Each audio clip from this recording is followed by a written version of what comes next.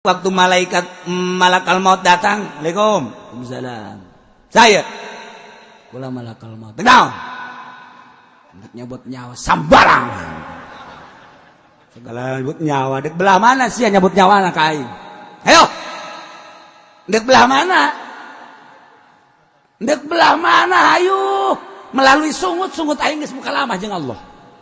Melalui mata aing geus memandang karena mujizat Allah. Melalui celi aing ngadenge karena kalam Allah. Melalui suku aing teh akan berangkat menang Allah ka Gunung Tursina. Leungeun geus pernah dibere ku Gusti Allah Taurat. Dek udah mana sia nyabut nyawa ka aing. Hayo sia ku aing, hayo ditonjok eta. Malakal maut ditonjok ku Kanjeng Nabi Musa sambarangan buta malakal maut. Waduh. Sekolah kalau acak karek mangi aing jelema kosgi jeung kana. Buat agak gading deh si jelema aja. Kacolongan Kanjeng Nabi Musa kacolongan. Kayak malakal maut bebeja ka Gusti Allah Gusti. Udah, ulah buta. Sia teh tina kunaon. Gusti teh buta ku hamba Gusti ngaran Musa, kula kacolongan cepet biasa sakjana teh. Bencana we hebat biasa teh mah. Tambah lain besi, tambah lain Cimande tamu Musa kilat beh dia kula mal bisa nyabut nyawa kula aja ku Gusti Allah dicagerkeun deui cager alhamdulillah tugas beuneh laksanakeun deui kuari datangan deui Musa aduh kula ditojok deui ulah sia datangan deui tanya kuari mah lain dek cabut nyawa gitu nanya dek hayang maut apa hayang hirup mun hayang hirup dek sabara taun lilana bejakeun cak Gusti Allah dek dituturkeun gitu dek dituturkeun ayo bejakeun tah mun kieu mah daek nyebut nyawa mah mung yakin sanggup mana kalau teu sanggup bagah jasa Kanjeng Nabi Musa bahkan kadeleuhurung lamun keur marah ieu nih. Sirahna kaluhur-hurung. Oh haran mentak Firaun eleh ge emang kumaha gitu. Saha nu bisa ngalawan Kanjeng Nabi Musa nya kos itu kaayaanana tuh. Bae diciptakeun ku Gusti Allah nabi nu pangbuagah-gagahna Kanjeng Nabi Musa. Ya Allah. Eta batu. Pan eta teh naon karangaranna? Kitu Taurat. 7 meter panjangna batu 7 meter diangkat bae dibantingkeun marahnya na kumarah-marahna peupeus Taurat nu aslina buagah jasa urang mah mawa batu eta bae ge kali hiji do meni berat jasa ya Allah ya Kanjeng Nabi Musa 7 meter kebelah dituna diangkat ku sorang ya Allah. Ya malakal maut datang nih. Assalamualaikum. Salam mana deui? Ayo. Kula maka dia kuari dek nanya. Dek maut apa yang hirup? Hirup. Wah, maka yang paeh dakwah. Gusti Allah ngamanggakeun besi dek hirup mah. Bertaun. Titah cekel cenah sapi make dampal leungeun tepakeun ka sapi plek tah bulu sapi nu katutupan ku telapak tangan hitung sabaraha ribu sabaraha juta nah eta didinya umur maneh sakitu yuk lamun geus beak eta mah pae jadi pae keneh pae jadi bakal pae bakal pae naon hirup ge cek jalan tuh engke paeh kuari paeh mending kuari jeung cek balakal mah kok kiamat sih jadi asa-asa ada jambut nyawa beneran ya iya bener bedakeun ka Gusti Allah mun engke paeh kuari paeh mending kuari mun kitu mah engke teu paeh tah terus paeh terus datang ka surga bae ngeus mung paeh ai engke bakal paeh bagus beak ribuan tahun jutaan tahun eta teh dihitung misalnya 1 juta tahun engke paeh keneh atuh mending wari naonan laporkeun ka Gusti Allah laporan deui malakal maut Gusti naon jayang kuari bae Aya kuari bae tanya tuh. Hayu ulah ngalawan gitu. Ulah ngalawan. Wala kalau sieun ya Allah teh si jelema bagagagah teh. Pohara. Wala kalau datang deui ka dieu. Waalaikumsalam. Aya kuari bae tuh geura masang. Deuker kumaha geura masang. Deuker nangkarak. Atau nangtung ruku sujud lah sakjana sarua bae nangkarak Kangjeng Nabi Musa cabut nyawa langsung mau teu gagahna Kangjeng Nabi Musa boro-boro setan malakal maut ditojok ku yana lain lalaga tanda kagagahan Kangjeng Nabi Musa lamun keur marah ieu na hurung ka luhur hasep ka deuleu ku sarerea ka deuleu. Oh luani. Nu mantap ketika Kangjeng Nabi Harun dicekel rambutna ku leungeun katup. Janggotna Kangjeng Nabi Harun dicekel make leungeun kenca. Ditarik. Di ka Kangjeng Nabi Musa kendikeun. Ya. Ini Nabi Harun teu daya teu upaya. Cicing Kangjeng Nabi Harun ya jurruhu ilaihi godoban. Oh parah Kangjeng Nabi Musa. Can nyaho ieu teh alasan-alasanan. Kangjeng Nabi Harun nyarita qala ibna ummi. Cek Kangjeng Nabi Harun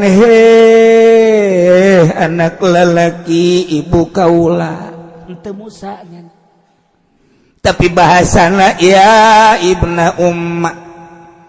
Maksudna nyebut kalimah ya ibna umate eta teh ngaleuleskeun kana hate Kangjeng Nabi Musa berarti kan aing teh dulur saindung sabapa masa sih kudu gelut teu bagus maneh teh jamaneh teh adik kula teh kakak masa kudu marah dijenggut sagala rupa komo lamun datang ka dibantingkeun ya ibna umma duh dulur sama sarua pada urang boga emak anjeun teh adik kula yeuh dengekeun heula ulah waka marah dengekeun kumaha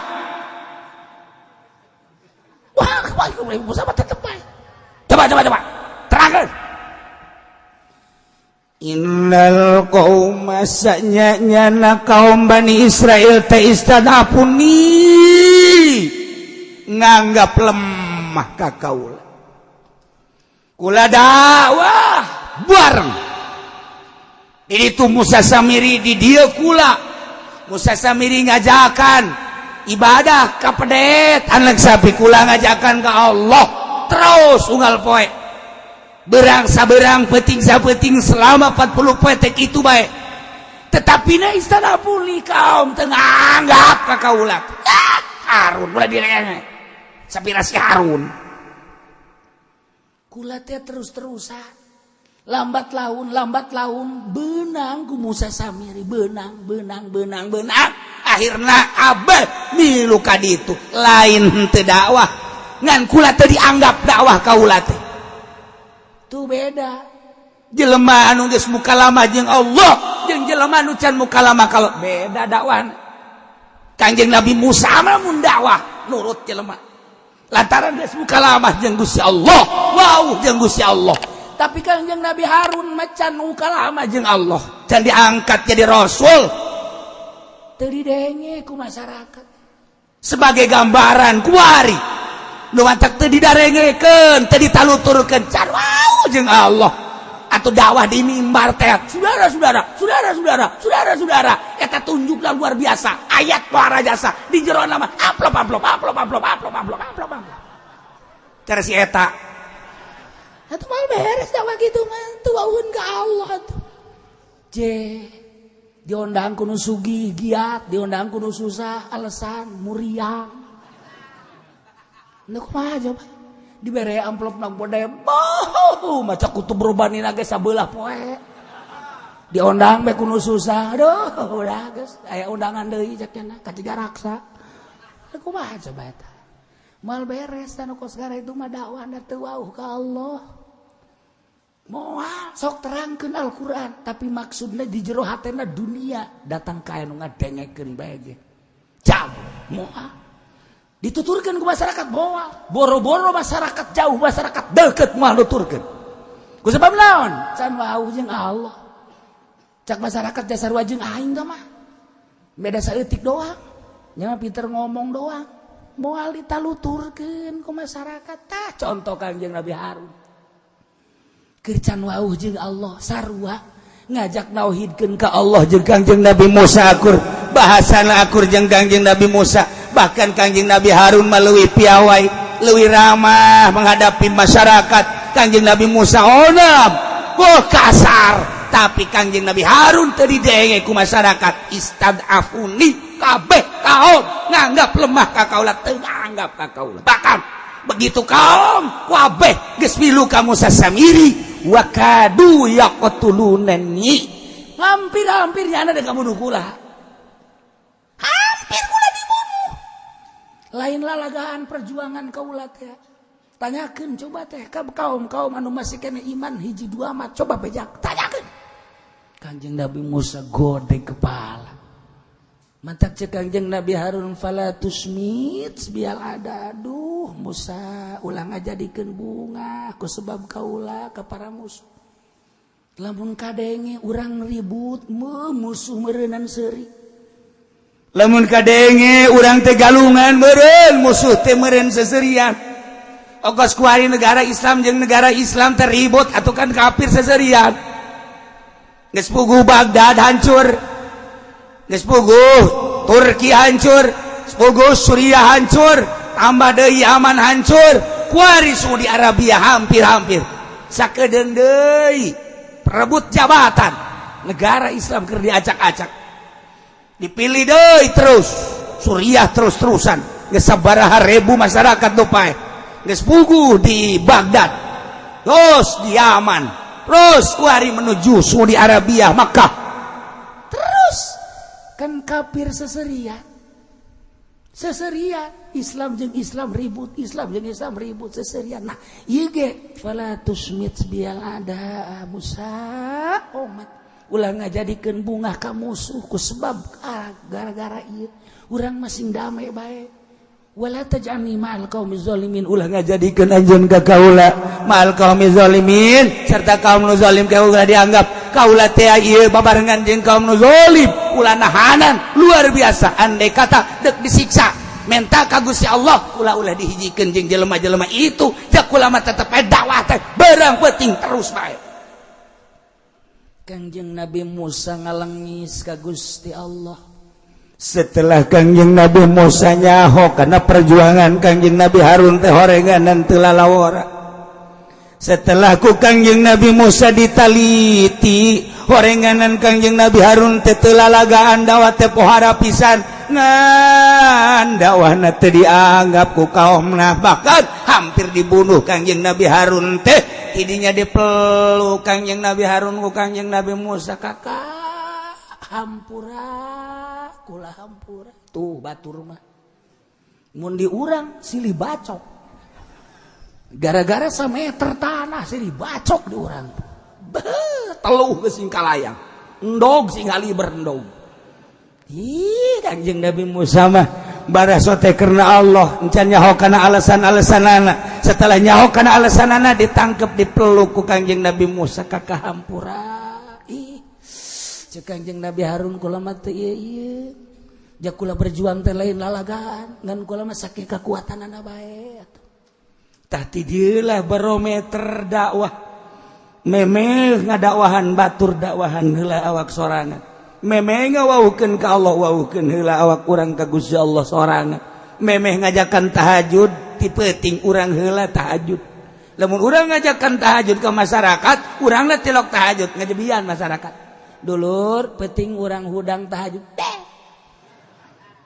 tahajud dulur ulah teu tahajudnya sanajan 2 rakaat nonggengnya na perut gitu tahajud cek eta teh A'udzu billahi minasy syaithanir rajim. Bismillahirrahmanirrahim.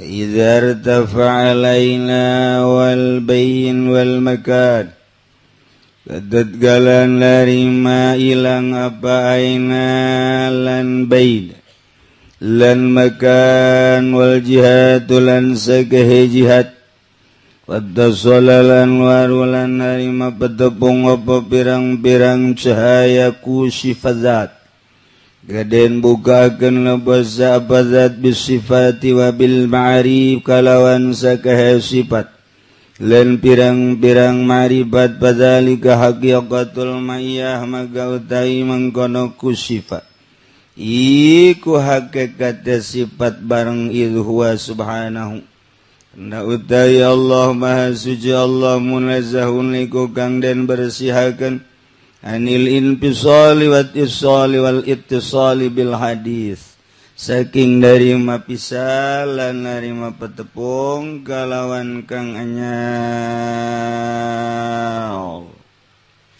walau tara urang nyaritakeun tentang sifat barengna Allah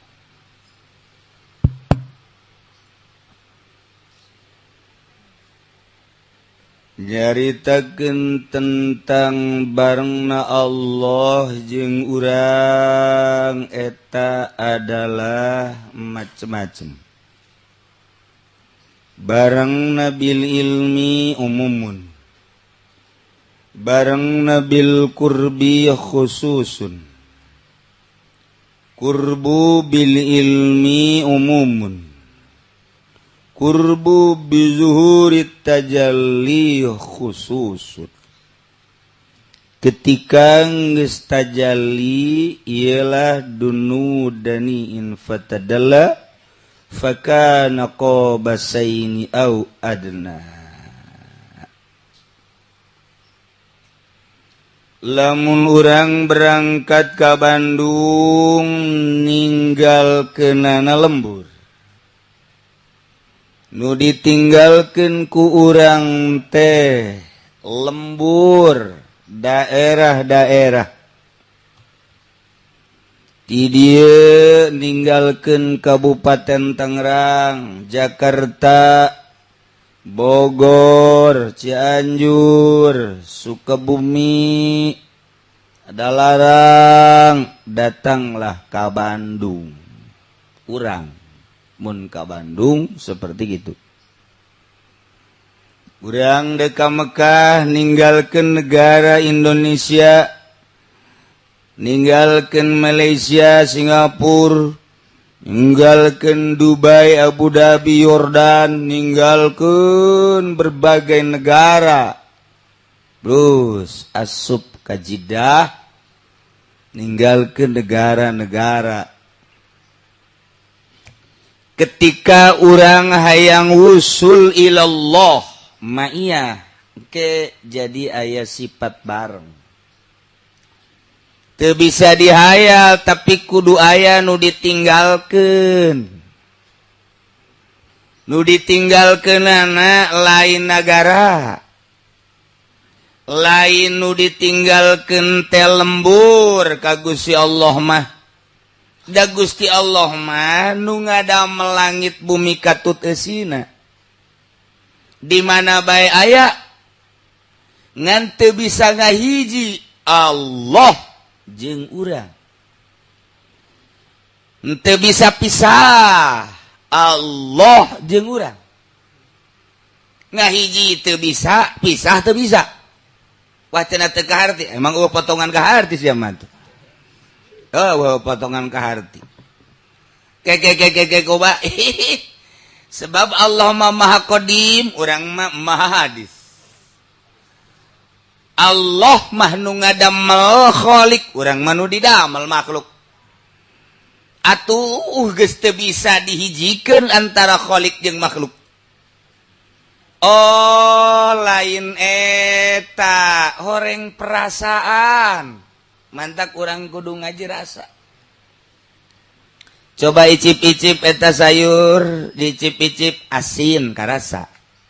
Coba icip-icip eta sayur asin, coba nu ieu amis. Coba buah ieu amis. Coba nu ieu hasem. Coba eta tanu ngadung kuluk. Naon eta? Coba. Barang diasaan hasem. Coba deuleu naon? Tai ucing. Karasa. Ngaranna ngaji rasa. Oh. Ka Allah memakai perasaan. Diawali ku iman. Asyhadu an la ilaha illallah wa asyhadu anna Muhammadan Rasulullah. Urang geus iman ka Allah, dalilna ente nu mantak iman ka Allah bahwa Allah pangeran. Allah teh pangeran, nu mantak Allah pangeran. Allah teh nu ngadamel. Aya nu didamel, dalilna setiap aya nu didamel aya nu ngadamelna. Teu kahartieun akal mun aya dadamelanana eueuh nu ngadamelna. Lumpatkeun terus saha nu ngadamelna pasti ka Allah. Urang lamun nyaritakeun tentang Tritunggal Kristen, Tuhan Bapa, Tuhan Anak, Tuhan Tatangga. Wah, cak Kristus jadi lain kita yang ada gitu bae. Jadi arti. Ayat kelahiran Yesus Kristus, memeh Yesus saha atuh pangeran teh. Ih, cenah manusia ngan Gusti Allah nyanding pangeran teh kadinya. Tadi teu puguh teu karuh pangeran make sundang sanding. Emang jurig newo-newo. Oh, kurang gitu-gitu. Teu kaharti urang mah sebab teu iman. Nyana mah Tuhan teh tilu, Tuhan Allah, Tuhan Anak, Tuhan Kudus, Yesus Kristus. Tilu jadi hiji. Sarua Buddha atau Hindu. Dewa Brahmana, Dewa Wisnu, Dewa Siwa. Eta irahayana dewa teh baheula nyana tapa. Sanggeus satapa saking istimewanya na tapa pangeran nyanding ka dewa. Deuh tadeui pangeran. Sundang sanding segala rupa. Nyandinglah ka dewa Brahmana, nyandinglah ka dewa Wisnu, nyandinglah ka dewa Siwa.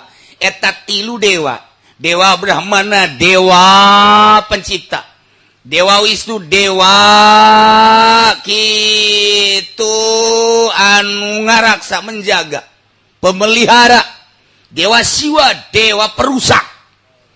Jadi tilu dewa ngahiji mantak nyana ge sarua Trimurti. Naon bedana jeung Kristen? Dewa-dewa keneh datang ka urang aya empu sindok. Itu bararugu. Etalah petapa-petapa saking istimewana. Ieu diorbitkeun lah ku masyarakat nu ngadewakeun jadi pangeran. Patekah arti pangeran jajadianan sakumaha? Tangkal buah daging. Gitu buah daging jajadian. Seke ngaranna. Nah, itu teh dewa seke berarti kan. Orang mau gitu-gitunya marah sebab tadi pangerannya di dewa-dewa di pangeran lain sok nu nyiptakeun saha kumaha mimitina. Mana geura kitabna nyeuleuhnya anak kitab. Yeun nyana kitab Injil, jeunan nyana lain Injil nu asli, Taurat nyana lain Taurat nu asli. Kitab Weda jeunan nyana, emang kitab Weda bah jeunan nyana, bapeda menang nyana dan lain-lain sebagainya, berbagai kitab jeunan nyana, baca Al-Qur'an beres kabeh. Teu bararuguh. Nah, ndeka Allah kuari lantaran geus syahadat mulai atuh sok hayang wau jeung Gusti Allah nurunkeun jang paranti nu ngawauhkeun ka Gusti Allah dimimitian ku Kangjeng Nabi Adam, Nabi Idris, Nabi Nuh terus datang ka Kangjeng Nabi Musa, Nabi Isa, diakhiri ku Kangjeng Nabi Muhammad sallallahu alaihi wasallam. Kangjeng Nabi teh dek ngawauhkeun makhlukna ka Gusti Allah yu urang ka Allah make syariat. Datang ke Allah. Aya deui hayang nu leuwih istimewa ieu urang ka Allah make thariqah datang ke Allah. Di akhirat cuman ke datang. Di dunia mente. Kitu bae sakitu. Aya nu hayang di dunia keneh geus datang ka Gusti Allah wusul ilallah hakikat. Kangjeng Nabi teh mawa syariat thariqah hakikat. Aya anu datang ke syariat doang kos urang kieu wudu bari culak cileuk salat bari culak cileuk keur salat aya nu liwat susuna gede dideuleukeun keur salat aya suara musik ilu joget keur salat aya nu marhaba kabawa ku nu marhaba keur salat macam-macam keur salat teh macam-macam nu tadina eueuh araraya ja keur teu salat mah henteu ieu lah salat urang mana pokona urang bae geus syariat ngaranna zahir doang rapi zahirna mah wudu salat puasa zakat haji emang eta lah jang paranti ka Allah bisana sakitu geus datang ka paeh ge kos itu bae. Salamet sebab ayat syahadah asyhadu an la ilaha illallah wa asyhadu anna muhammadan rasulullah. Asa kurang puas kos itu teh ibadah teh naik make thariqah. Geus ngaleuwihan suluk berarti ayeuna mah maka perjalanan khusus sok geura. Mulai loba larangan-larangan teu meunang ngahiji jeung ahli riba, teu meunang ngahiji jeung ahli zalim. Adapun zahir mah pek bae ngan hate dika Allahkeun, dikasor dika akhiratkeun. Di dunia babarengan kadeuleuna jeung masyarakat, di dunia bareng babarengan kadeuleuna jeung pemerintah tapi hate akhirat. Oh, ai kos kitu mah babari atuh urang asup ka Golkar. Zahirna doang cenah batinna mah ieu asal dibere ditarima, asal dibere ditarima jajak kabek. Kieu boloon teh mah kos itu. Torekat. Tampilingan teh mah nu ngaku torekat kos kitu mah. Ieu cuma mah lain ka Golkar petilu bebeskeun. Ieu mah lain petilu VKB. Rante. Nu bener kabeh ge. Temenang norikoh maker ka Allah mun syariat los teu atas nama torikoh ieu mah bersyariat los mah kos kitu mah sebab atuh bersyariat mah dikhawatirkeun ka surgana ge ka sorga ngan ka neraka heula mayoritas sakadar dikumbah doang digubiag tuh masalah sebenarnya dibersihan doang atuh janjanana ge di ka sorga embungeun Jependi wayahna ka sorga heungkeul ajakeunna. Henteu teu sanggup ka sorga. Kunaon sorga geus bersih. Emang aya ngaji? Ih kudu ikubah heula di jahanam. Ambo budak. Di roskam heula. Nyanana ge embungeun ka sorga teh embungeun ku sebab bobolokot kos urang bae sakumaha kamari. Mentas ngagaru aju pemajikan urang ngagawean di kasur nu serba. Wow, make spray segala rupa pan. Hairspray make menyan. Abis segit di ditu da wareng mambujurig. Nah, cek pemajikan ka dieu urang sosonoan engke mandi heula embungeun nyanana ge sebab naik ka dinya kudu bersih. Ieu ge haji pen di tita kasor ga embung cek nya kunaon kredit can geus. Bersihan heula sadar sorangan nya ge. Sanajan ku malaikat teh dikanarakakeun nya ngagujubarkeun maneh. Nah, gujubar. Euy, sia kudu lolonja. Euy, mandi cek nya. Nyana ge sadar teu daek ieu teh jaka jahoan tina beungeut na panarideung tapi geus norekat mah mana larangan atuh ieu norekat jeung syariat eueuh beda nama atuh babari ngomong bae lain ngomong ieu mah teh urusanna namun kamari mah ieu urang urusan zahir aya teh kotokan bersihan aya taneuhan bersihan aya haraman bersihan zahir ku ari mah geus menuju batin. Oh ieu mah duit ti pamarentah kokocoranana ti ditu embung aing mah haram. Oh ieu mah partai jangan gugulung soal dunia bae bari eueuh anu araradil haram jangan aing mah. Oh ieu mah organisasi teu bener ku ari mah organisasi teh lantaran dipake tanjakan doang jeung tarajer. Oh teu bener haram jangan aing mah. Si itu mah kos kitu usahana haram jangan aing mah embung aing mah. Nyana doang sorangan deka Allah mun ditanya kok ieu embung itu embung deka Allah. Norekat ngaranna. Kok batur mah peuting teh sare aya sia mah molor norekat aing. Atuh babari norekat kos kitu mah horeng. Babari. Pan atuh sia mah batur mah itu daharna setik sia mah 2 piring aing keur norekat. Ulah loba omong sia. Kok kos kitu nya norekat atuh heueuh. Norekat naon ieu? Ulah loba omong. Pokona aing mah nyaho wusul bae. Ka mana wusulna? Adi tuh namana jahanam. Atuh ayo beda wah. Maka kudu aya nu nuduhkeun atuh tentang batin teh. Geus digambar atuh engke awak teh di jerona nu digambar teh lain di luar. Urang teh lamun neuleuh zahirna mah ieu teh sirah. Neuleuh zahir mah ieu teh leungeun, neuleuh zahir mah ieu teh dada, neuleuh zahir mah ieu teh beuteung, neuleuh zahir mah ieu teh kubul dubur, neuleuh zahir mah ieu teh suku jerona. Coba batinna digambar bakal ngarupa Allah. Bakal jadi lafaz Allah coba ge. Urang kieu teh setuh tuh. Ieu bakal jadi Allah. Bakal jadi Allah.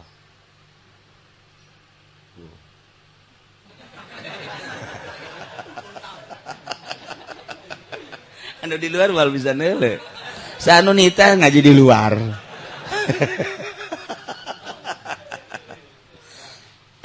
Iya bakal cerita ala kadar doang. Iya bakal jadi Allah ti dieu, ka dieu.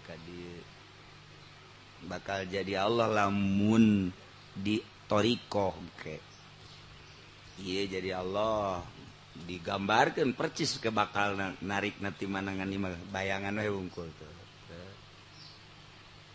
lain Allah iya bakal jadi ti dieu bakal jadi kabeh eta zahir jang ngabayangkeun batin wari di jero ku urang digambar mulai make lembutan bisa jeung henteu kumaha maneh cak guru usahakeun tahap awal ieu ka dieu tahap kadua ieu ka dieu ka katilu ieu ka dieu sok heula mulaian geus teu kudu dipotokopi kitab thariqah mah sebab tah perjalanan kumaha guru bae mere sanajan teu boga tulisanana masalah thariqah mah daripada boga tulisanana teu dilaksanakeun dibuka bae emang amil nah buka deui berup jari sumajur kujarang jeung gasoje sejumna jeung zalukana weh zalukana naon kada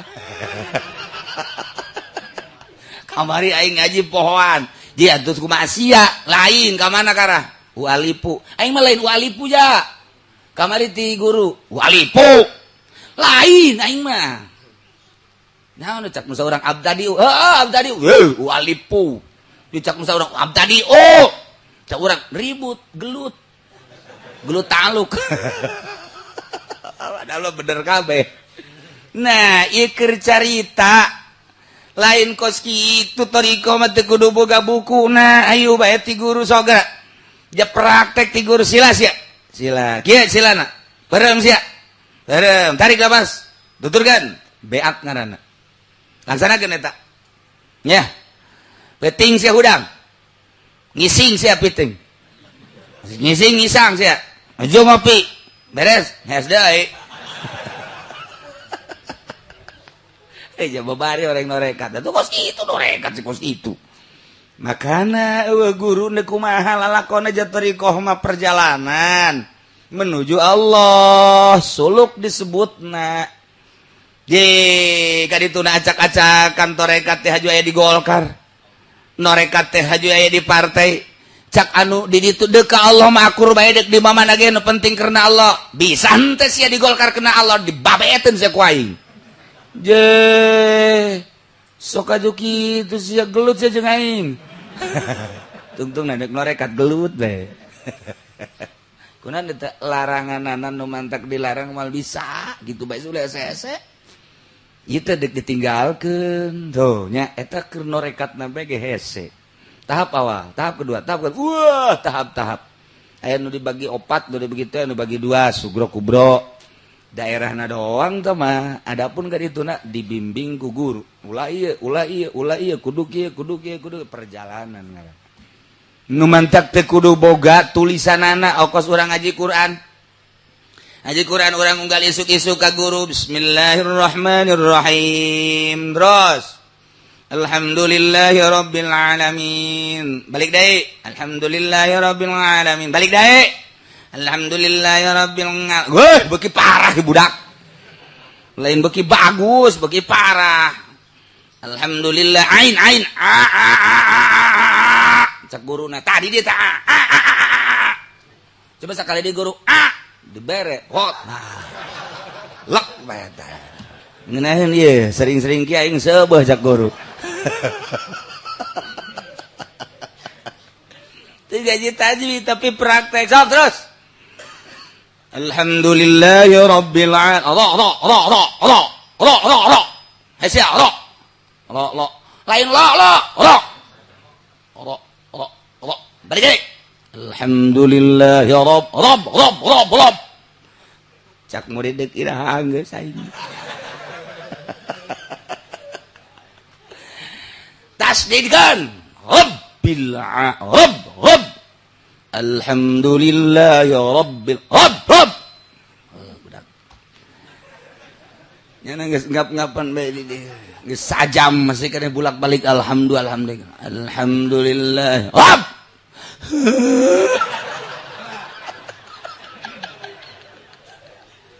guru ge leuleut cai mataan gitu mah geus trek istirahat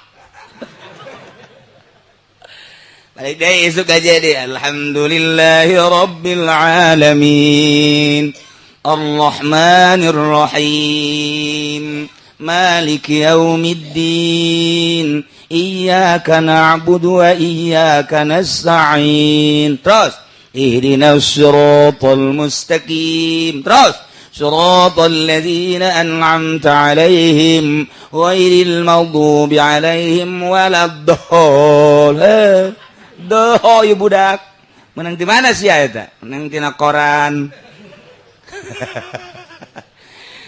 ulah doh bot waladdallin ghairil maghdubi 'alaihim waladdallin bos yang mah dal tambah bot sering aduh budak tilu batik kan tilu ghairil maghdubi 'alaihim waladdallin wow kopiah nganceleng wah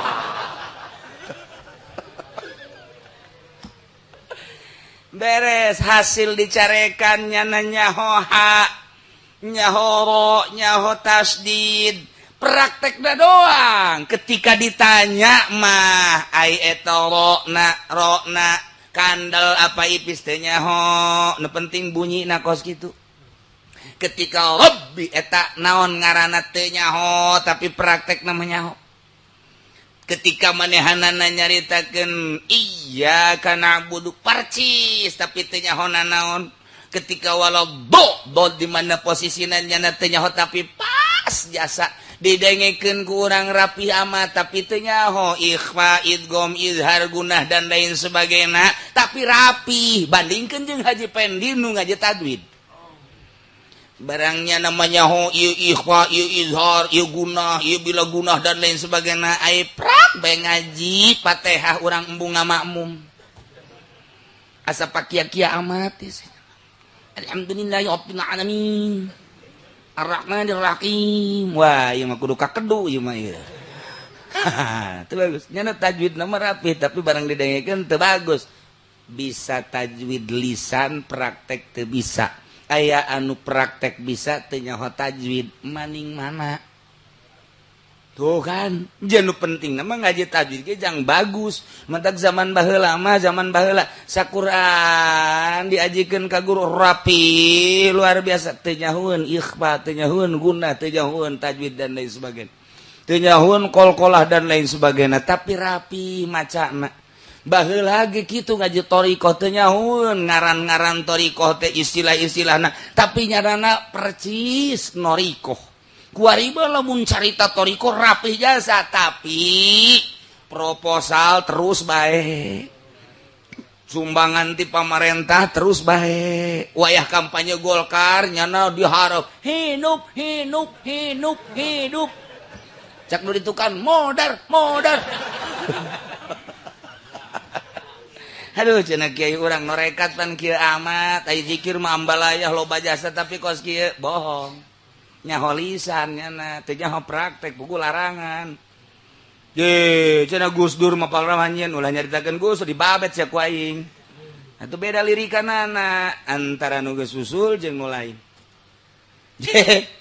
Gus Dur kerja di presiden emang kaunikan di dieu ka Jawa Timur berangkat set datang ke Jepara cek Gus Dur teh kita kesini dulu nih kesini kemana sini Gus kesini kalau ka dieu beres itu terus ieu presiden ka gang nu leutik terus ini kita acaranya di sana dulu di apa namanya di Jawa Timur lagi tunggu ngomong apa terus datang aya pasar leutik mah di dinya aya tukang kado kita beli kado dulu presiden si koski heran turunnya di mobil Mercy nomor hiji anu itu pan teu meunang kita nungguan di itu di jalan utama nyana maka dinya apa duren berapa ini duren 50.000 ini kan Gus Dur ya udah jangan ngomong-ngomong Gus Dur berapa nih 50.000 beli 5 itu ditawar deui jadi berarti 5 kali 5 seberapa aja Bendi tuh biasa ngaco kos gitu kan namanya biasa bayar ID bayar 10 juta kenyataan ya wah nggak geter-geter panu narima anak nggak geter dibayar 10 juta ya makasih ya cerik kan itu awewe anu dagangna awewe cerik jana yuk kita naik cak supir jeung ajudan beli duren 5 10 juta barang jadi presiden aja Gus kok jadi begini jangan banyak omong cak dia dilalaga di jero mobil dulu gue pernah begini kok jadi begini udah jangan banyak omong udah ayo kita ke Jawa Timur sekarang terus di jero mobil teh ini durennya belah aja presiden ngadahar duren di jero mobil beli udah makan unik itu udah unik kenyataan nih lain lalagaan cuma kenyataan datanglah ke jalan utama wow pengawal terus diberangkat lagi cak pengawal habis dari mana emang dulu jangan banyak omong gitu nah sekarang ke Jawa Timur aja nu heran ajudan jeung supir nyana di Jawa Timur ngomong bahasa kumaha si cuplis jeung si unyil seknya itu tadi kita beli duren 10 juta 5 10 juta nah sekarang gini kita sampai ke Jakarta nanti kita ke sana itu tadi tukang duren kita tanya coba ada enggak itu sebenarnya tukang duren oh langsung beres ke Jakarta datang deh ikan kadinya nah, tukang duren nutup nanya tukang duren yang di sini mbak kemana nih oh dia di rumah di mana rumahnya diberi alamatnya sini lurus belok gitu sesuai jeung tadinya imah nage kosong sasaha di imah nanya ke tetangga Mas, ya ini rumah tukang durian dia. Iya, ini kemana? Oh, dia sekarang lagi ke kota Jepara.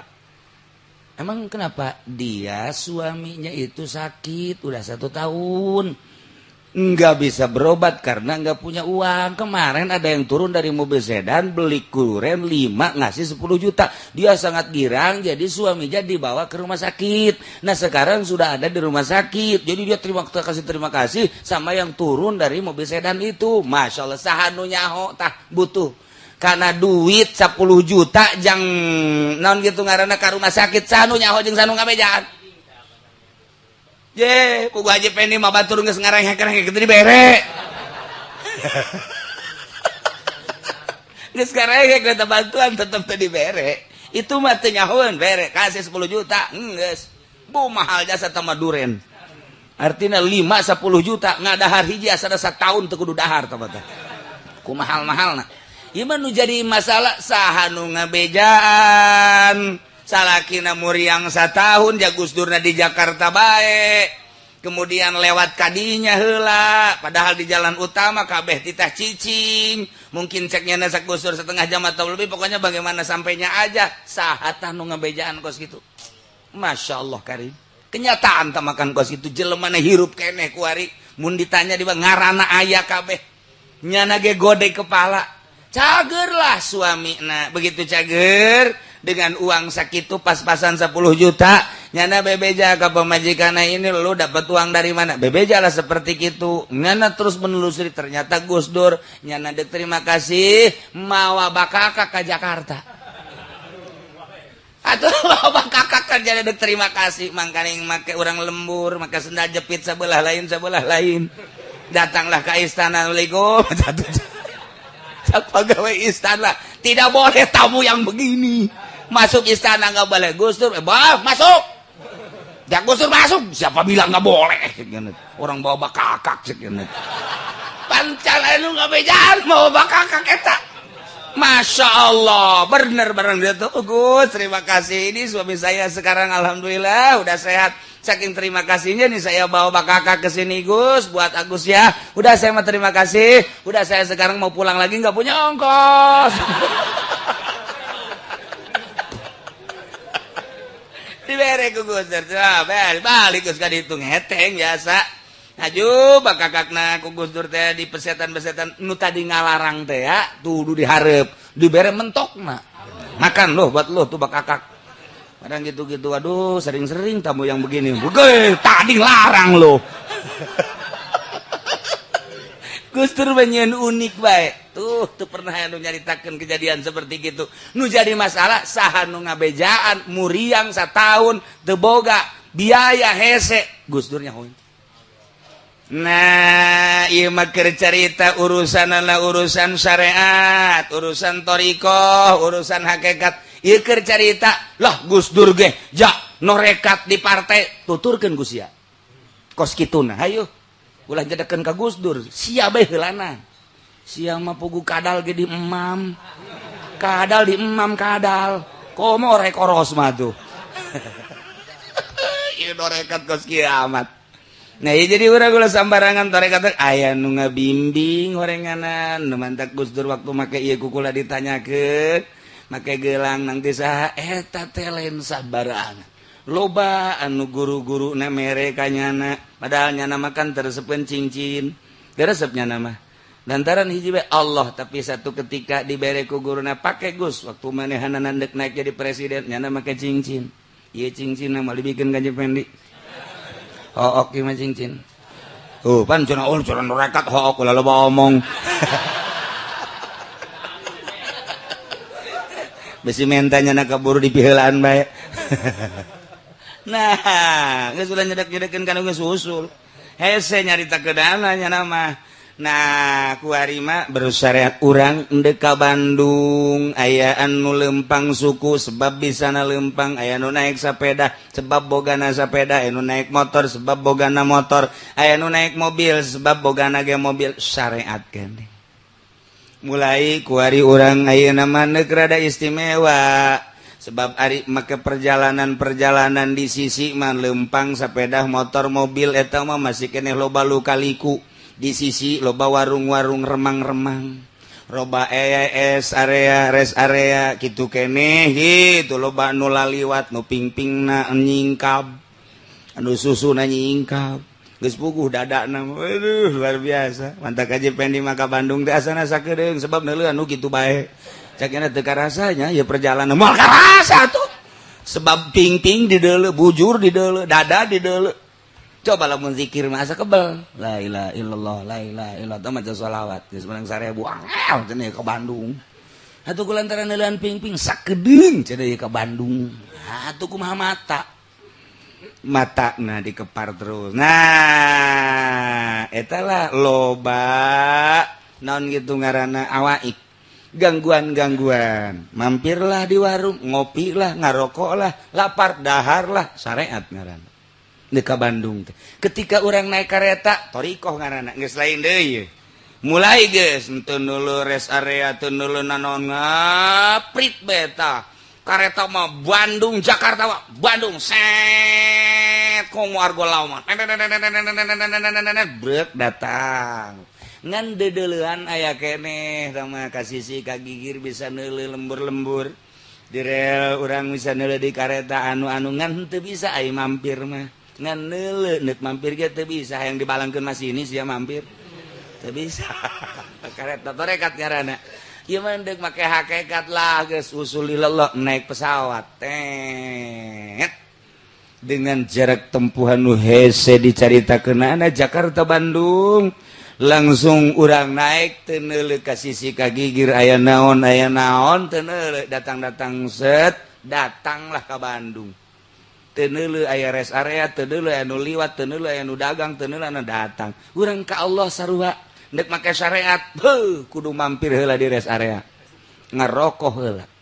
Mentek urang endek ka Allah make syariat aya ririungan, aya organisasi, aya partai, aya kampanye hidup. Eta karena bersyariat takos kitu tah.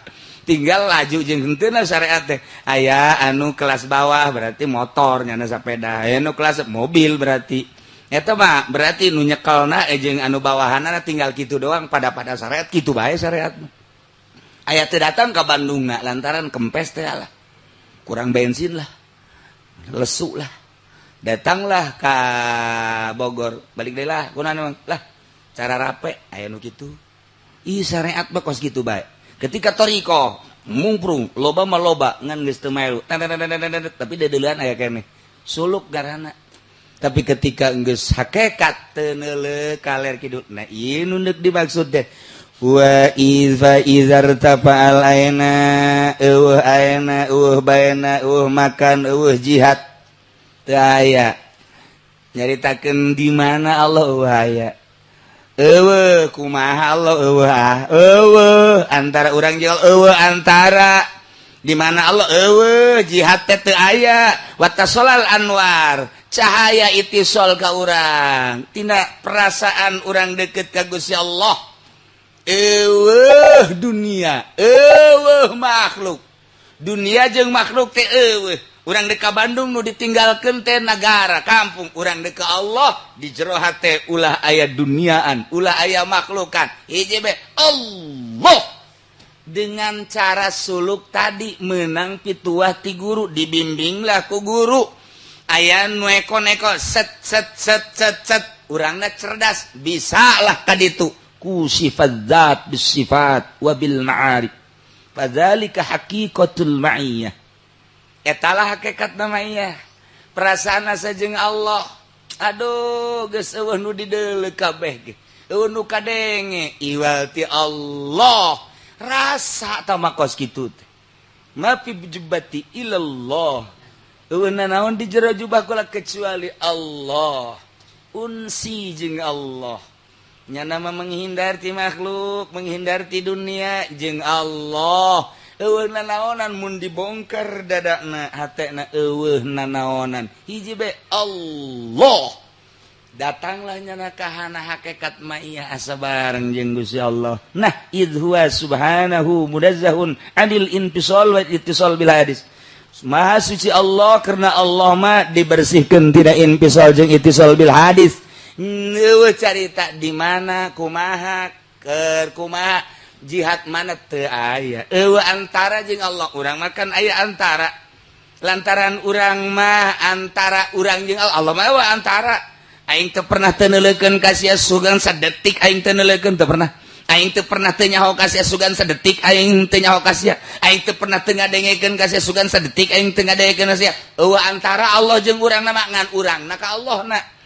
Naon tah nu urang ketika Allah neuleukeun ka urang teh Allah mah terus bae teu pernah teu neuleukeun urang di gunung, Allah neuleukeun urang di leuweung, Allah neuleukeun urang di laut, Allah neuleukeun urang di kota, Allah neuleukeun urang di lembur, Allah neuleukeun nangtung diuk, Allah neuleukeun. Kok urangna jarak antara urang jeung Allah. Antara urang jeung Allah ketika urang titah boga rasa dideleukeun ku Allah, kahalanganlah ku mio. Kahalanganlah ku si sarwiti. Kahalanganlah ku mobil. Kahalangan ku perusahaan. Antara urang jeung Allah, urang kahalangan ku dunia jeung ku makhluk. Etalah nu kudu dipicinan supaya Allah neuleukeun ka urang, urang ge asa neuleuh ka Allah. Hayang boga rasa kitu teh. Perjuanganana melalui sulu picinan eta. Kudu ditinggalkeun. Lain lalagaan paninggalkeun kos kitu teh. Kudu boga gunung, kudu boga guha, kudu boga jang nyepen, ninggalkeun zohirna. Sebab batin teh dek ninggalkeunana hese, ayo zohir deuleuhan jeung dadengian kudu ngasingkeun diri. Uzlah ngaranna. Kos kitulah terus bae urang ngaropea batin urang teh pemikiran sehari-hari ieu teh bareng jeung di pikiran ku urang. Urang teh babarenganna jeung saha sakumaha nu dipikiran ku urang, urang kuari barengna jeung nu dipikiran ku urang, urang nu dipikiran ku urang usaha, urang bareng jeung usaha, urang nu dipikiran ku urang teh tani, urang bareng jeung tani, urang nu dipikiran ku urang teh meuli mobil bareng jeung mobil, urang nu dipikiran ku urang awewe, urang keur bareng jeung awewe. Wali mah eueuh nu kitu hiji bae bareng jeung Allah. Neruskeun lalakon soal Yahudi anu begitu kejam luar biasa terhadap para mukminin. Tahun kelima bulan Rajab, sahabat luar biasa dianiaya ku para Yahudi, sehingga Yahudi nyen komplotan musyrikin Mekah disundut ku Yahudi supaya nyin tiap kabilah teh diperketat. Kabilah teh kudu diperketat masing-masing kabilah.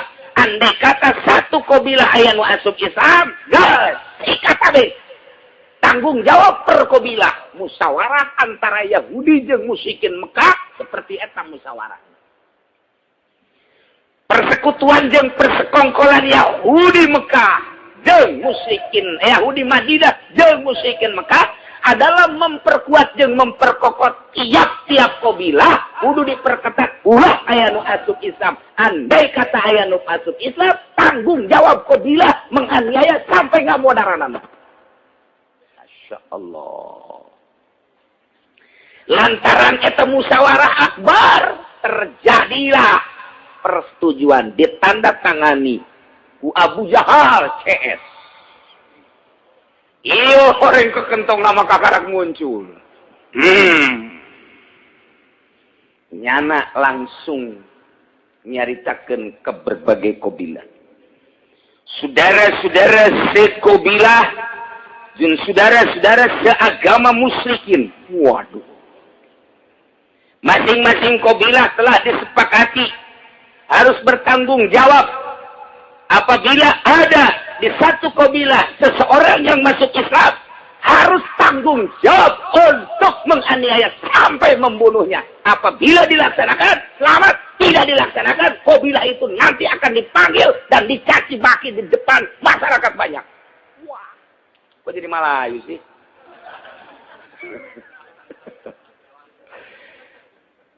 Tete diperhatikan ku kabilah-kabilah. Waktu masing-masing aya nu muncul di hiji kabilah asup Islam. Tanggung jawabnya panggil ku kepala suku. Ya Allah coba-coba asup Islam lantaran ieu geus satu kesepakatan lamun aya nu asup Islam kudu dirasehatan sen heula mun teu bisa aniaya mun teu bisa dibunuh ieu mah sakadar kami mah sieun ka luluhur urang kapten urang jenderal urang Sayyid Abu Jahal Sayyid teh kepala hormati Abu Jahal teh eueuh deui pang hebatna di tengah hormat ke Abu Jahal deuk sahadai urang. Waduh. Wayahna Abu Jahal teh kudu dihormat ku urang, sesepuh urang pangetan. Kieu deh. Watuh lantaran geus bagus imanna teh tetep bae nyana iman. Mulai tampilingan dicaci, dipake diciduhan. Diantepkeun sapoe. Kemudian isukna ditanya deui diseret datang ka aya nu dibunuh. Perkobilah aya deui nu asup Islam kitu kene. Perkobilah aya luar biasa ternyata Islam diunggal kobilah geus aya. Waktu penganiayaan tiap-tiap kobilah terjadi rame. Kadenge ku sahabat, ku mukminin, aduh urang can kuat. Lantaran terlalu berat jeung terlalu banyak penyiksaan jeung komplotan manehanana. Ku ayeuna sakitu urang tetep maning menghindar bae. Ieu urang menghindar disebut hijrah awal ka Habsyah. Di negeri Habsyah, Abyssinia ngaranna mun kuari mah aya seorang raja ngarannya Raja Negus. Nah ialah raja anu adil cek Kangjeng Nabi, raja anu jujur. Setiap jelema nu datang ka nagaranya nah ieu kunyana selalu diperhatikan. Jung berangkat ka ditu, berangkatlah untuk menyelamatkan agama 15 jelema. Hijrah pertama ieu tahun 5 tahun setelah Kangjeng Nabi diutus. Anyar keneh Islam teh kos kieu peurihna. Saha nu pertama hijrah? Hiji Sidina Utsman bin Affan beserta istri putri Kangjeng Rasul nu ngaran Ruqayyah. Kadua Abu Salamah beserta istri Ummu Salamah. Katilu Abu Sabrah beserta istri Ummu Kulsum. Nomor kaopat Amir bin Rubai'ah beserta istri Siti Laila. Nomor kelima Abu Huzaifah bin Za'mah beserta istri Sahlah. 10 tah 5 jeung pamajikan-pamajikanana. 11 Abdurrahman bin Auf, 12 Utsman bin Maz'un, 13 Mus'ab bin Umair, 14 Sahal bin Bayda, 15 Zubair ibnul Awam. Berangkat melalui pantai utara. Didinya aya parahu. Disewa parahu untuk menyeberang ke daerah negara Abyssinia. Langsung berangkat, salamet datang ke ditu, mohon ke kepala suku di negara Abyssinia untuk nyilih can ditanya can ditakon nyana nyalametkeun lantaran ieu jelema gede kabeh sedangkeun di negara Ethiopia di Abyssinia eta adalah keur meujeuhna serba ratrit kekurangan nyana cicing teh lain di kota sebab nyalametkeun agama rempang lamun cicing di kota. Cicing teh di tebing gunung. Sedangkan ieu kapan tokoh Mekah. Bayangkan coba Sayyidina Utsman tokoh, Abu Salamah tokoh, Abu Sabro Amir. Ieu bangsa tokoh-tokoh kabeh nu biasana hirup teh rada mewah di kota kuari cicing di hadapan gunung beserta keluarga. Bisa dibayangkeun ku. Aduh, saaya-aya hirup tapi nyana nyalametkeun agama. Sebulan, 2 bulan, 3 bulan balik deui. Tekuat lantaran suplean makanan di negara eta teu peduli terhadap eta ngan sakadar aman doang jeung can dibejakeun ka Raja Negusna bahwa aya serombongan tokoh-tokoh Mekah nyalametkeun cukup ditopangku di handap doang minta izin teh ngan saukur datang ka camat doang mun kuari mah teu datang ka bupati acan.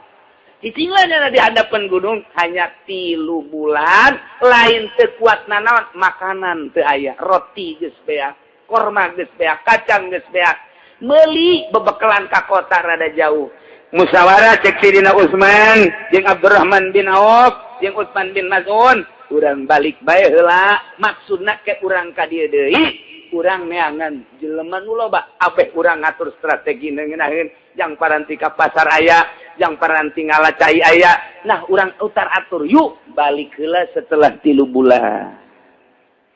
Ternyata begitu balik beuki parah di kota Mekah teh, pemboikotan tentang perekonomian. Lamun aya nu meulina mukmin, ulah diladenan. Lamun ngaladenan pembeli mukmin, dianiaya nu ngajualna. Datang ke kos kitu ieu lain ngalakon di Mekah teh emang kumaha. Lamun kanyawan perkobilah teh aya nu asup Islam, laporan ka kepala suku. Sanggeus laporan ka kepala suku, saha pedagang di dinya di kobilah eta. Lamun aya nu meuli ka dinya ngaladenan, ieu nu disiksa, teu meunang dibere balanja asam. Ya Allah ya Rabb. Otomatis mukminin menghindar atuh ai kieu mah. Sanajan campur baur ge balanja teu meunang, nanya teu bisa, nu aya penganiayaan, geus sabaraha nu korban, geus pugu anu barangep mah beungeut geus loba jasa, anu leungit dicikeun geus loba jasa, na ieu nyalametkeun di Syib ngaranna tah. Syib teh nu kuari daerah Syibul Amir, Syib Amir belah dinya eta tah daerah muslim. Mun urang kungsi ka Mekah mah tah Syibul Amir eta teh di dinya. Syib Amir, urang lembur mah nyebutna Syib Amir. Di mana berkata tempat Syib Amir? Geus teu nyawa kaler kidul bukan Syib Amir. Eta tempat mukminin baheula di dinya. Anu geus ka Mekah mah rada lemeng-lemeng di mana Syib Amir teh nyaho. Di dieu Maulid Nabi lewat lurus eta karana Syib Amir. Lamun belah dieu ieu palag tah. Dieu pasar paranon kitu ngaranna pasar seng baheula mah ieu ka dieu naik ieu palag. Ieu palag Godim. Turun ka dieu seetik palag Jadid ngaranna. Mun lurus ka dieu Mispalah ngaranna tah. Mun naik ka ditu ka jurusan kerajaan Ziyad Sud ngaranna. Teuh gitu sekali-kali ulin atuh ka ditu. Ya keur nyaritakeun Mekah we mana tempat Syekh Nawawi kanyahoan ku urang di mana baheula Syekh Nawawi ayana nyaho aya dina sejarahna. Ieu kuari Syibul Amir tadi dia tempat Kangjeng Nabi. Eta teh gunung leutik baheula. Kuari ge masih gunung keneh kamari ieu mah masih gunung keneh tahun 90 genep masih gunung. Tah begitu tahun 9 genep di papasan jadilah hotel-hotel di atas gunung atas bukit. Kuari masih rada enggak bukit. Pan aya Mekah mah wadi. Baitullah mah wadi teh artina lembah terendah. Di dieu luhur gunung di kana. Di dieu gunung di kahandap itu. Ieu Baitullah. Jadi lamun hujan teh caina ka dinya banjir. Ieu gunung. Baitullah aya di handap. Takos kitu tah bayangan teh. Jadi dieu teu bisa ka dieu mukminin teh misah. Kanjeng Nabi encan aya instruksi perang di Mekah mah tetep cak Gusti Allah fastaq bima tuma wa a'rid 'anil jahil. Saat keur meujeuh rid tugas Kanjeng Nabi malah kudu ngajaharkeun dakwah. Muhammad ulah sieun-sieun kuari. Tetap bejakeun ka tauhidan teh, bejakeun sampaikeun karisalahan teh, pangeran teh hiji nu ngadamel langit jeung bumi. Sampaikan bahwa anjeun teh sebagai Rasul Allah. Anjeun Nabi tetap nyampaikan. Di mana baik wadi nu tadina ti imah ka imah bebeundanganna hanya setik begitu Kanjeng Nabi pasta bima tumar luar biasa dukungan teh. Malah nu paling istimewa di tahun eta lah jawara bolongkotan. Nu tadina menganiaya atina sorangan. Sayyidina Umar asup Islam.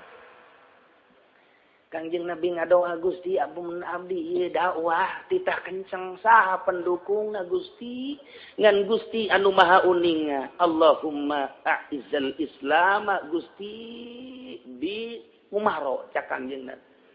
Abdi nyuhunkeun keagungan Islam ku Umar. Sebab Umar teh jawara. Sayyidina Umar teh lain lalagannya nama lamun nampiling kelenger. Lamun nampiling jelema teh kelenger geus pokona mah cak bayangan Kanjeng Nabi lamun Sayyidina Umar ieu asup Islam mantap asana ieu. Geus pokona mah istimewa asana Islam. Kanjeng Nabi ngicelak bae ngadoa ka Gusti Allah. Hayang Sayyidina Umar keur bejeunanya teu nyaho kaler kitu. Mabok aya di nyana. Judi aya di nyana. Wah, leungeun ge geus kecekel ku sorang. leungeun ieu pepeuteyanana. Alah jawara di urang mah meureunna kunya dipotongkeun doang. Dipotongkeun ku Sayyidina Umar mah hareunges jasa Sayyidina Umar. Kumis lagi kumisnya Sayyidina Umar mah ti dieu ka dieu. Dicaritakeun ku ahli tafsir ti dieu lempeng tadi belot ka dieu. Jadi kurang bisa dibayangkan pohara jasa Sayyidina Umar. Anu di pasar kemis anu dikitukeun teh Umaran teh mah. Gede. Liang irung teu gadel. Liang irung sakitu gede teh gadel kumis Sayyidina Umar teh tadi lempeng gede di dieu ka dieu. Eta Sayyidina Umar eta. Ieu dicaritakeun dina tafsir. Di dieu godegan gadis. Sionggot datang ka dada ka dieu. Matana bureulek hideung, irungna gede. Kulitna hideung. Hideung teh lain hideung datang carang eta teh hideung Arab teh hideung. Carang seuri. Panas lain Jawara sering seuri mah jore. Jawara tapi sering seuri hehe. Ya, teu ome budak atuh. Jawara teh. Anu liwat. Kenyahuan di luar naon cenah teh. Itu kebayang kurang pohara jasa Sayyidina Umar tak pas itu Masya Allah. Hiji kumisna gede mulintang. Kedua jenggot sempong. Katilu degeg pangadegeg jangkung luhur. Nomor kaopat seragep hideung. Yang carang seuri Sayyidina Umar mah. Mun aya nu liwat cukup bae. Eta Umar. Asana eueuh. Lantaran Abu Jahal kan paling pakai kasihan teh Sayyidina Umar. Abu Jahal geus ngomong, aduh ulah ge Umar atuh kisah teh. Aing lamun Umar atuh kisah, aduh. Aing ge kanyana Umar ada geum. Permainan mah sarua jeung aing. Cuman jotosena.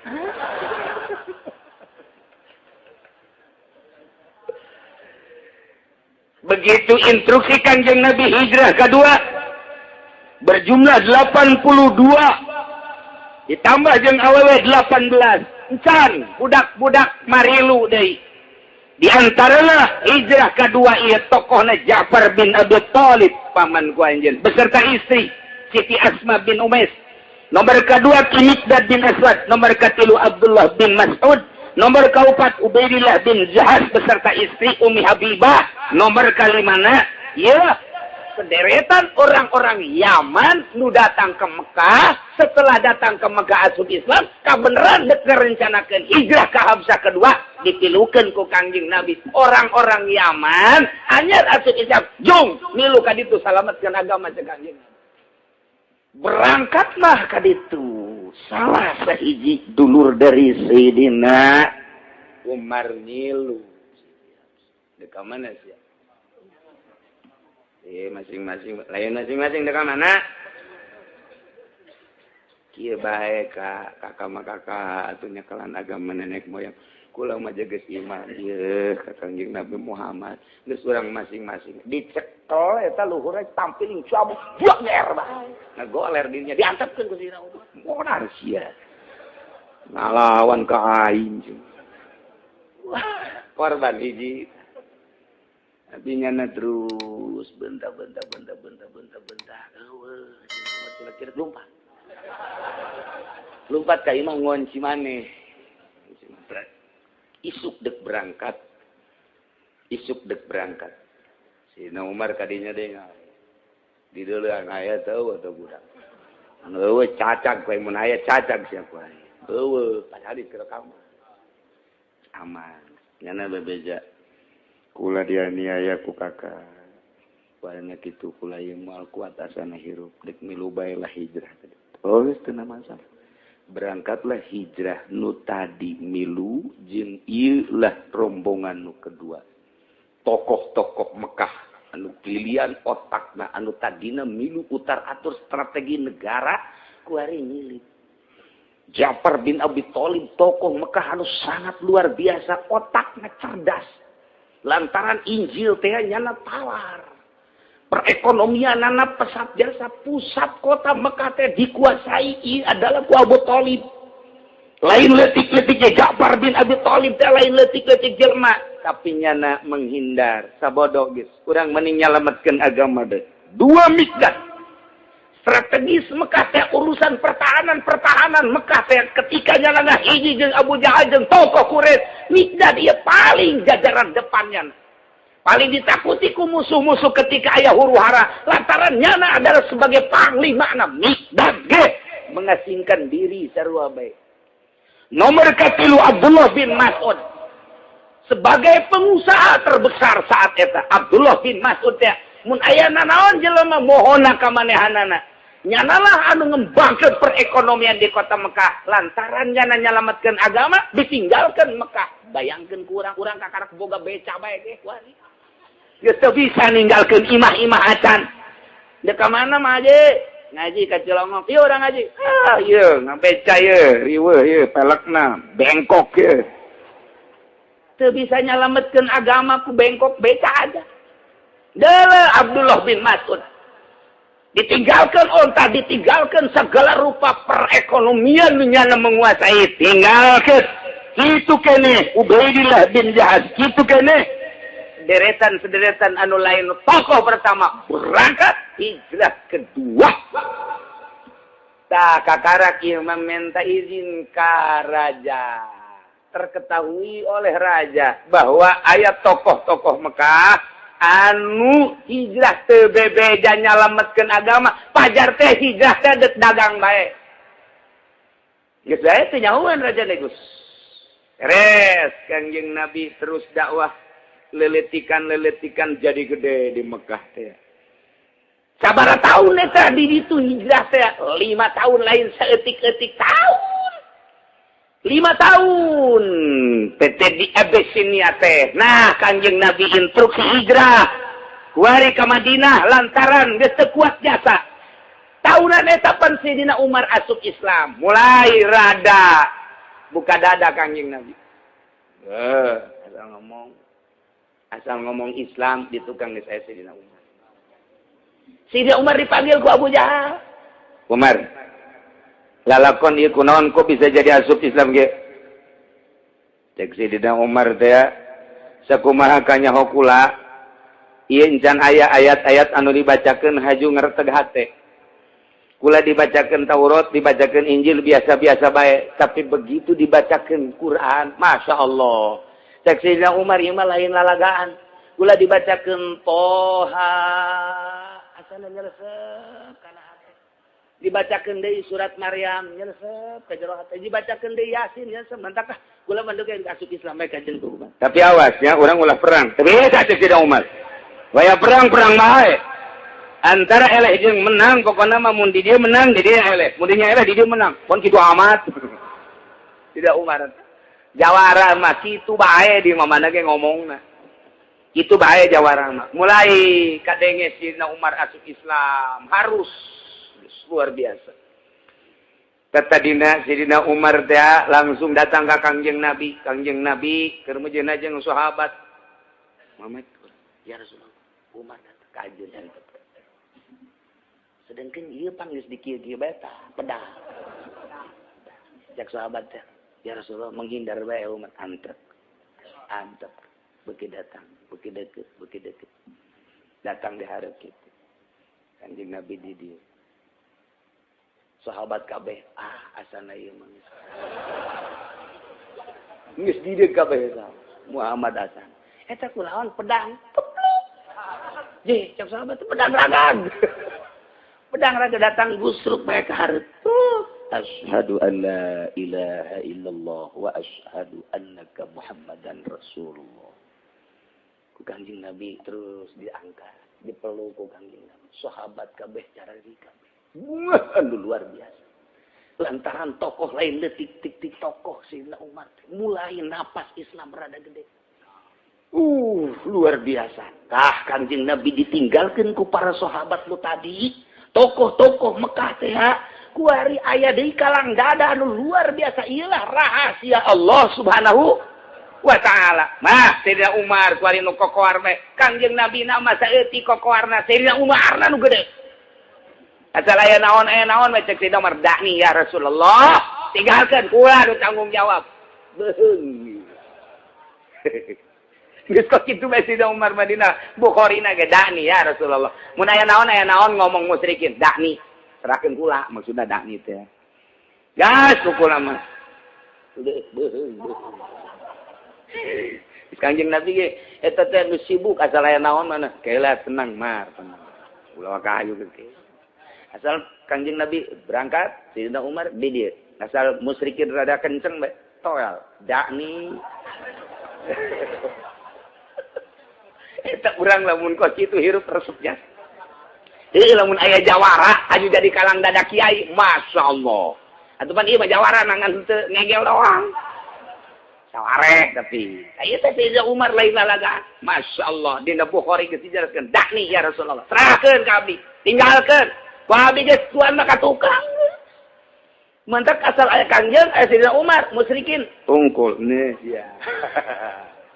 Moal bisa. Mulai harus tepati ngaganggu teuing. Nah, Kangjeng Nabi rada aya napas. Terus dakwah tapi penganiayaan anu luar biasa. Sayyidina Umar ge hampir teraniaya. Sayyidina Umar sakitu gagana geus dikakalakeun. Komo Kangjeng Nabi mah ku Abu Jahal. Dek dibunuhkan waktu di open barkeun ge. Saha anu menangkeun Muhammad? Hirup atau pae? Diberet 1000 onta.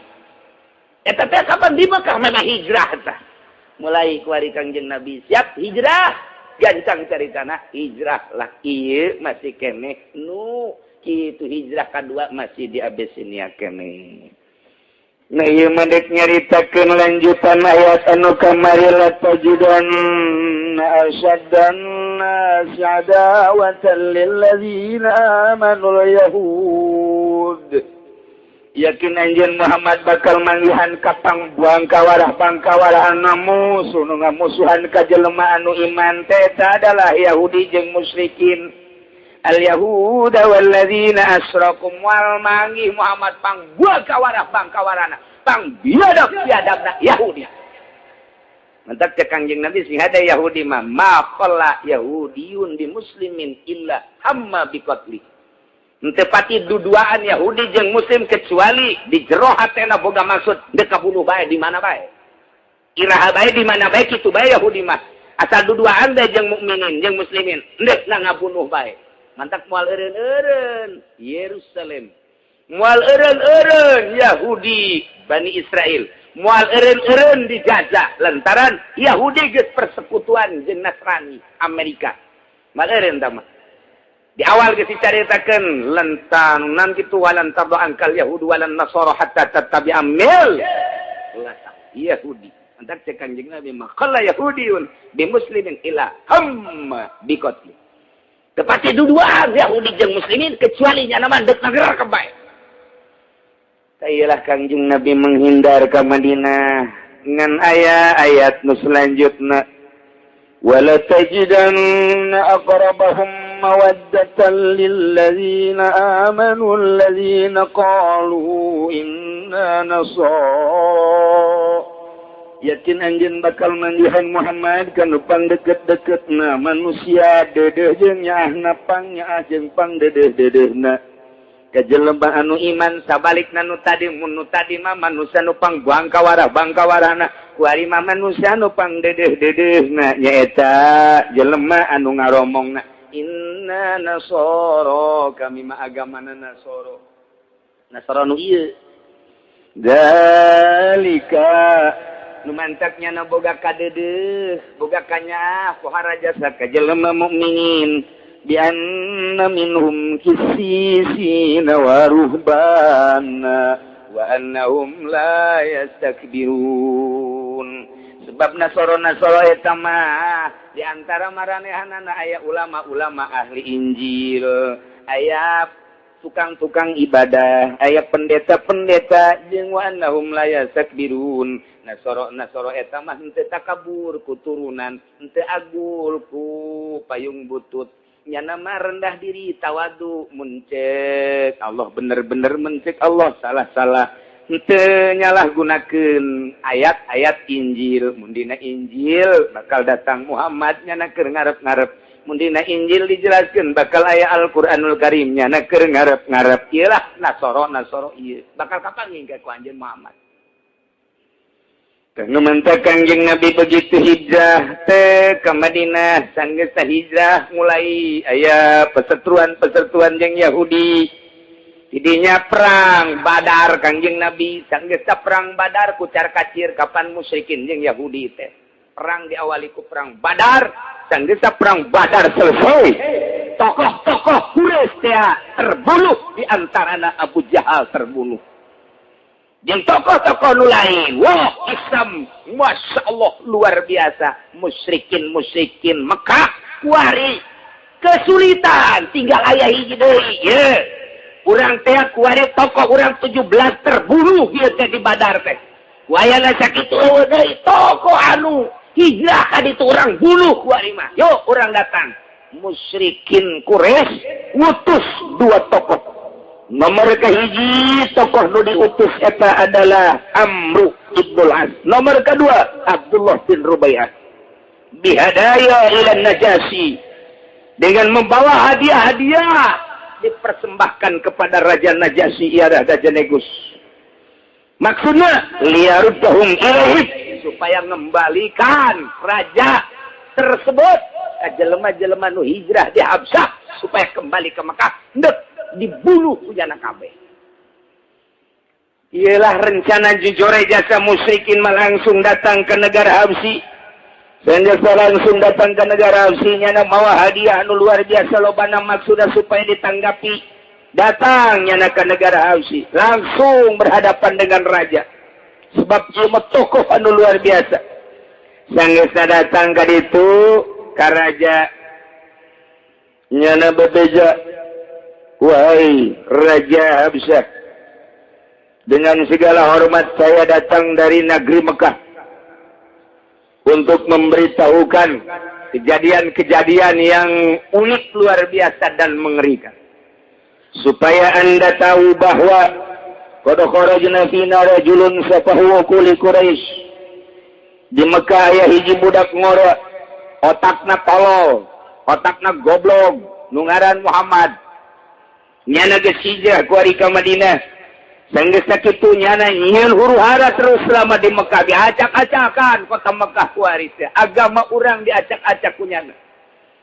Terus di Madinah nyana nyieun kekuatan. Sanggeus nyieun kekuatan, kami perang Badar, kalah kami. Tokoh urang teh ku nyana geus dianggap sauyunan pan. Tokoh urang teh waduh halalancur. Perang eleh kurang teh. Kuayana sakitu dengan sangat nyana teh ngaku nabi akhir zaman ngaran Muhammad. Nail mah saeutik doang ye. Qad bahasa ilaika birahtin min ashabihi. Anjeunna 5 tahun ka tukang pernah ngutus utusan ka negeri anjeun ka dieu ka Habsyah untuk merusak negara ieu. Untuk merusak kaum di dieu. Kutuan raja coba di negara Habsyah ieu. Mungkin nyana geus dakwah geus acak-acakan buah agama di negara ieu. Kula datang ka dieu dengan segala hormat kepada tuan raja hanya untuk memberitahukan kekacauan-kekacauan di Mekah dan di Madinah dan kekacauan di negeri Anda sendiri. Dengan demikian saya mohon kepada tuan raja untuk mengembalikan orang-orang yang ngeli, yang hijrah ke negeri Anda supaya langsung ditandatangani. Wah, maksudnya mau apa? Akan saya bunuh satu persatu. Untuk membalas Badar. Deui sebab ieu mah lain deui perang teh. Hal hancur kieu geus ku kami bakalna diparehan kabeh. Cek raja keheula. Segala rupa permintaan anjeun ku kami geus kadenge, tapi kami can ngadenge langsung tinu hijrah ka dieu. Hatta nas'alahum, kami dek nanya heula coba ka dieu nanti naon. Amaro bihim, marentah tuan raja supaya dihadirkan eta nu hijrah ka dieu. Coba ka dieu kabeh. Akhirna dihadirkeun. Tanya ku tuan raja. Ngan samemeh nanya tuan raja teh faqala lahum, ngomong ye penggawa Tuan Raja teh termasuk orang Mekah Amr bin As. Deleukeun coba geraknya na. Mun teu akur lah geus ulah loba omong maning usir bae. Ulah kitu cek Tuan Raja. Urang make tata cara jeung kasopanan. Coba hayang nahu. Ngabeng-breng raja utusan Mekah di dieu jeung para penggawa-penggawa menteri-menteri di dieu jeung para penggede gubernur bupati ditongton ieu teh lain lalagaan di istana kerajaan Najasyi di Abyssinia. Datanglah melalui pintu. Begitu datang kadinya ngabring kabehan make tahiyat anu rapih luar biasa. Sidakap kabehan sanggesa sidakap yastazinu auliyaullah. Cek manehanana mohon maaf kepada Tuan Raja dan segenap yang hadir di sini. Saya sebagai wali-wali Allah mohon maaf izin untuk masuk. Bahasana kos gitu tah. Kami adalah wali-wali Allah mohon izin untuk diberi izin masuk. Cek eta data nuduhan tuh ngomong wali Allah pantes sopan eta ka urang. Sopan eta kos kitu geus make tahiyat naon eta lalakon kos kitu. Geus mendingan ulang kebel barikeun bae geus hancur. Tenang. Cek Tuan Raja izadu lahum izinan. Dengan kumaha bae caranya na bertahiyat bertata krama silahkan. Asup eta kekal di pintu gerbang. Begitu asup marhaban bi auliyaillah cak Tuan Raja. Selamat datang, berbahagialah kepada wali-wali Allah. Cak utusan teh pan gila. Beda jeung dipake ka haya. Gitu ali. Ulah nyebut wali apa? Ih, naona. Setan gitu. Tenang. Falamma dakhalu alaihim salamu barang arasub kabehan urug salam. Assalamualaikum. Sopan luar biasa. Raja can ngajawab lantaran can Islam ngan tungkul doang. Tungkul tetep. Mulai di dia ayat sifaqala rahtu minal musyrikin ayyuhal malik. Ala nara anna sadaqna annahum lam yuhayyuka bitahiyyatika allati tuhayyu biha. Lain kula geus nyarita bahwa sing hade lamun lain make tata krama nu biasa dipake tata krama ka Gusti ka Tuhan. Tah teh pan teu sambarangan berarti jangan geus kalawan ka urang. Geus kieu mah lain sambarangan tamu nu kos kieu mah ulah dibere lembar mending usir bae. Sababnya anak geus make tata krama nyala sorangan teu make tata krama nagara urang jeung agama urang. Mending usir bae. Eta kaum kabeh gubernur menteri na ngaromong kitu kabeh. Ngan raja doang henteu. Utusan Mekah kitu, menteri-menteri na kabeh, penggawa-penggawa na kari itu kabeh. Geus ulah kebal-kebal mending usir bae mah bahaya ieu mah hileud. Hileud dia mah bahaya. Tapi Tuan Raja tenang heula. Tenang. Urang dengikeun heula kalem bae. Faqala lahum al-malik Tuan Raja ma mana'akum an tuhayyuni bi tahiyati. Kunaon anjeun teu make tata krama nu sok biasa dipake tata krama ka kuring. Make tata krama cara-cara urang dina Injil kunaon teu make kos kitu. Qalu cek rombongan Mekah nu hijrah teh inna hayyainaka bi tahiyati ahlil jannah wa tahiyatil malaikat. Kami kuari geus berubah make tata cara penghormatan ahli surga jeung penghormatan malaikat. Eta tegep jasa ngomong di hareupeun raja disaksian ku seluruh penggede tapi tegak ya eta atuh moal nyalametkeun agama kadi itu lamun teu agama nu dibawa misina lamun urang mah kuliah peleng kos kitu teh ieu mah henteu kami geus berubah make tata krama geus lain make tata krama cara tata krama nu biasa kami make tata krama bi tahiyati ahli jannah wa tahiyatil malaikat. Kerajaan Najasyi mayakulu sahibukum fi Isa wa ummi. Coba. Salah seorang di antara anjeun maju ke hareup dek ditanya heula-heulanan ulah waka nyaritakeun tahiyat ahli surga jeung tahiyat malaikat. Dek ditanya heula kumaha coba tentang sahib anjeun mengenai Isa jeung ibuna, coba tolong dijabarkeun saha eta Isa. Ja'far bin Abi Thalib maju ke hareup, cek Ja'far, Isa adalah huwa Abdullah wa Rasuluh wa kalimatullah wa ruhum minhu alqaha ila Maryam al-Azra. Isa adalah bukan Tuhan. Isa adalah hamba Allah dan utusan Allah, dan Isa adalah kalimatullah dan ruh minallah yang dilahirkan oleh Siti Maryam al-Azra, bukan Tuhan. Masya Allah. Eta dihareupeun Kristen eta. Anu dua teh utusan udah ngabunuh. Sikat habis. Tenang. Masya Allah. Pohara ku gagah-gagah tinggi Ja'far teh.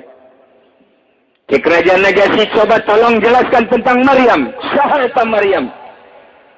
Ia annaha al-azra'ul batul. Maryam adalah seorang wanita perawan yang murni, yang bagus, yang berpangkat siddiqah. Dia adalah bukan istri dari Tuhan. Dia bukan anak Tuhan. Dia adalah hamba Allah yang diangkat oleh Allah menjadi siddiqah, bukan siapa-siapa. Jawaban Anda begitu tepat benar, itu Ja'far bin Abi Thalib. Sangatnya gitu Raja Najasyi turun ke handap nyopot kayu. Copot kunyana kayu dikiekeun. Diacungkeun, dikiekeun eta kayu. Cek Raja Najasyi, ma zada sahibukum ala ma qala Isa qad hadha ud. Teleuwih nanaon Isa nu kumaneh dianggap pangeran-pangeran teangan sakadar seperti kayu ieu. Sarua bae Isa makhluk, kayu ieu ge makhluk. Jelema nu ngucapkeun di hareup nu bernama Ja'far bin Abi Thalib nyaritakeun tentang Isa dan Maryam persis sakumaha nu aya dina kitab Injil, teu leuwih teu kurang. Berarti bener ieu jelema. Kabeh sareng tuh. Kok raja kieu amat ieu. Waduh. Akhirnya pakarihal musyrikun, kabeh belu musyrikin karena ucapan Tuan Raja. Wa taghayyarat wujuhum, berubah kabeh borem hati nyerang ka Tuan Raja. Tenang cek Tuan Raja. Urang teh kuari kieu sportif. Naon anu aya dina kitab Injil jelaskeun, bener cek Injil, bener berarti salah cek Injil salah. Dina Injil dijelaskan bahwa engke bakal aya nabi akhir zaman anu ngaranna eta adalah Muhammad. Ja'far geus ngajelaskeun. Sifatan-sifatan Muhammad Ja'far geus ngajelaskeun. Tentang keberadaan Isa adalah Abdullah wa Ruhullah, Ja'far geus ngajelaskeun. Tentang Siti Maryam hanya seorang wanita perawan yang kemudian diberi oleh Allah siddiqah, kemudian punya anak yang bernama Isa. Dia menjelaskan, Injil menjelaskan seperti itu. Kenapa kamu mengada-ada? Sarungkul deui kami ngaranna ge raja. Kalem geulana. Sok memaksakan diri.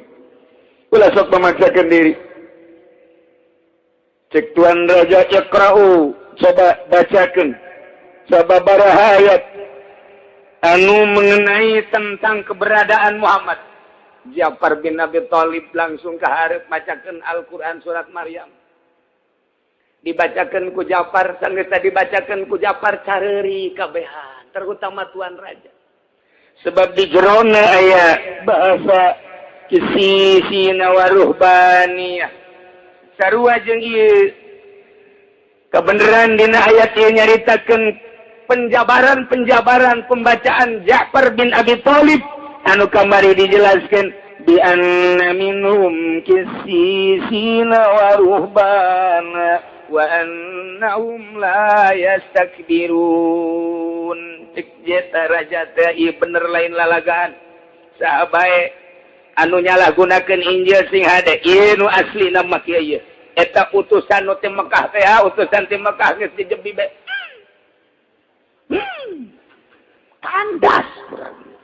Kandas dia. Muhammad ieu sihirna ku hebat-hebat teuing. datangkan di negara batur ge haju percaya kieu teu beres ieu Muhammad ieu nyana Noel bae Tuan Raja karena situasi tidak mendukung situasi tidak kondusif naon eta kondusif aing geus teu nyaho pulang aja tidak beres tidak beres ya udah kamu pulang sana sampaikan kepada orang-orang Mekah bahwa orang-orang yang hijrah ke Habsyah ke Abyssinia saya sebagai rajanya tolong salamkan bahwa utusan ini adalah benar sekali dan Muhammad itu adalah betul-betul nabi akhir zaman. Ulah loba ngomong kan raja. Ulah dikembangkeun tah ngomong ke situ tah. Geus, sama tinggal. Hah, high five ya. Sial. Aing mau hadiah. Hadiah tuh punya dicokot. Nyana aku situ. Masya Allah. Akhirnya Raja Najasyi lantaran ayat utusan di Madinah supaya mengembalikan orang-orang yang hijrah ke negeri-na. Maka Raja Habsyah maca surat di Kangjeng Nabi. Dikumpulkan sebanyak orang yang tadi hijrah 82 laki-laki kemudian 18 wanita. Disertai dengan wanita budak-budak jeung rombongan-rombongan tiaman dibejakeun ku kitu naon ngaranna raja bahwa Anda ini segeralah pulang ke Madinah dikawal dengan pengawalan yang ketat oleh pengawalan negeri kami sebanyak 80 dikawal ku 80 cek sakalobat 70 pengawalan dikawal mulai naik kapalna supaya salamet kabeh dikawal. Datanglah ke Madinah dengan pengawalan yang ketat.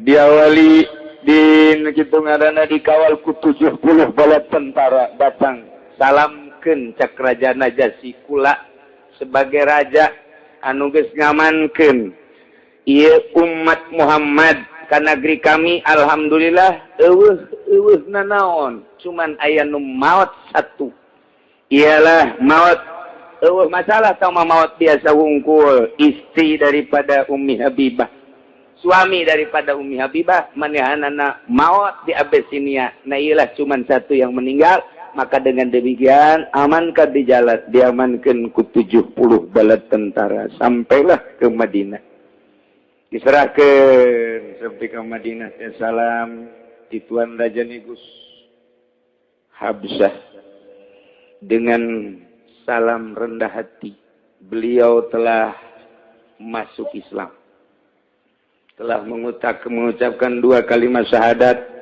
dan saya supaya menyampaikan syahadatnya kurang lebihnya asyhadu an la ilaha illallah wa asyhadu anna muhammadan rasulullah Kangjeng Nabi ngadua Masya Allah alhamdulillahirabbil alamin dukungan anu luar biasa nah begitu datang disampaikan salam terus eta Kangjeng Nabi didinya macakeun surat Yasin nuzilat fi wafdin Najasyi al-qadimina alaihim minal Habsyah qara'a alaihim surat Yasin Kangjeng Nabi macakeun caralik wahai utusan Raja Najasyi sebanyak 70 kali keula di dieu dari kabeh ye anu mantes hijrah caralik keula di dieu belah katuhu anu mantes hijrah Sayyidina Utsman Sayyidina Ja'far bin Abi Thalib caralik di dieu utusan Raja Najasyi anu mantes ngawal Kangjeng Nabi dihareup kupingkeunnya ku sadayana Kangjeng Nabi a'udzubillahi minasyaitonir rajim bismillahirrahmanirrahim yasin wal qur'anil hakim innaka laminal mursalin ala siratim mustaqim tanzilal azizir rahim litunzira qauman ma unzira aba'uhum fahum ghafilun terus datang kami cariri ilah ayat anu dibacakeun ku Kangjeng Nabi ka utusan sampaikeun ayat eta ka ditu nya engke di mana anjeun parulang mentak wa idza sami'u ma unzila ilar rasul tara ayunahum begitu ngadarenge eta utusan ti Raja Najasyi termasuk anu digambarkeun alladzina qalu inna nasara begitu ngadengekeun kana urayan surat Yasin ti Gusti Kangjeng Rasul tara ayunahum kadeuleu mata-matana teh tafidu minadami ngaberbai careri luar biasa sedih menang anugerah ti Gusti Allah Subhanahu wa taala beserta para kaum muslimin mukminin anu tarikh heula arasuk Islam nage ngadengekeun surat Yasin teh harita careurik kabeh tafidu minadami mimma arafu minal haqqi lantaran nyahueun bahwa ieu teh bener si kandungan Al-Quranul Karim nu dicaritakeun dina kitab Injil teh adalah bener didengekeun ku manehanana nu bakal disampaikan ka Raja Najasyi kuluna nyana ngomong di hareupeun Kangjeng Nabi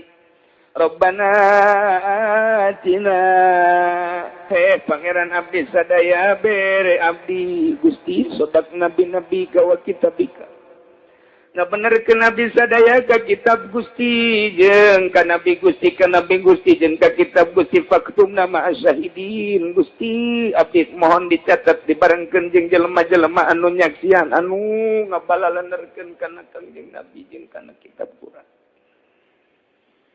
wa qalu jeung ngomong anjeunna dina ngajawaban jelema-jelema anu nyengsirikeun kana Islam saat eta rombongan negara Najasyi arasuk Islam tadi dipantau ku Yahudi dipantau ku musikin Mekah ai praktek sugan teh ama pemantauan eta teh bakal ngangeunahkeun lantaran dianggapna ku Yahudi teh bakal ngadukung agama Yahudi jeung agama Nasrani tapi ternyata orenganan mawa misi asuk Islam atuh dijejele atuh disenserikeun atuh dianiaya hampir kena penganiayaan di bait Yahudi cek manehanana kulawan tarol teuing anjeun ti nagara besinian nu sakitu jauhna ka dieu sugan teh mangan seukur endek naon kitu ngaping doang tapi ternyata orang anjeun teh ngalepaskeun agama nenek moyang anjeun ku boloon teuing ku tolol teuing ku goblok teuing atuh kunaon mimilu ka agama anu anyar tolol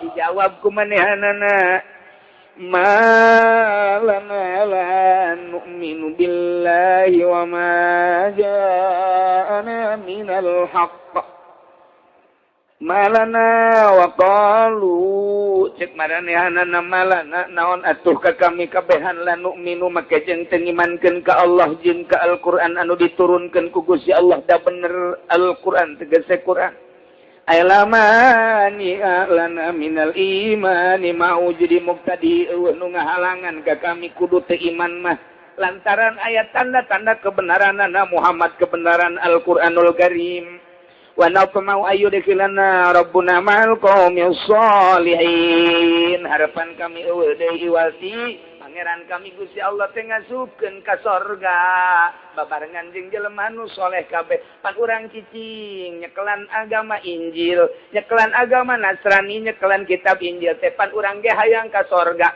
sedengkeun dina kitab Injil geus dijelaskeun bakal aya nabi akhir zaman ngaranna Muhammad kitabna kitab suci Al-Qur'an lamun bener-bener urang nyekelan kitab Injil hayang ka sorga wani kudu pindah agama ku ari ka agama nu dibawa ku Kangjeng Nabi Muhammad sallallahu alaihi wasallam nah atuh hayang ka sorga make teu daek pindah harapan kami eueuh deui wa nafmau kami ngaharepkeun ayyudkhilana rabbuna Allah pangeran kami ngasupkeun ma'al qaumis sholihin ngasupkeun ka sorga babarengan jeung mukminin dijawab ku Gusti Allah فَأَصَابَهُمُ اللَّهُ بِمَا قَالُوا جَنَّاتٍ تَجْرِي مِن تَحْتِهَا الْأَنْهَارُ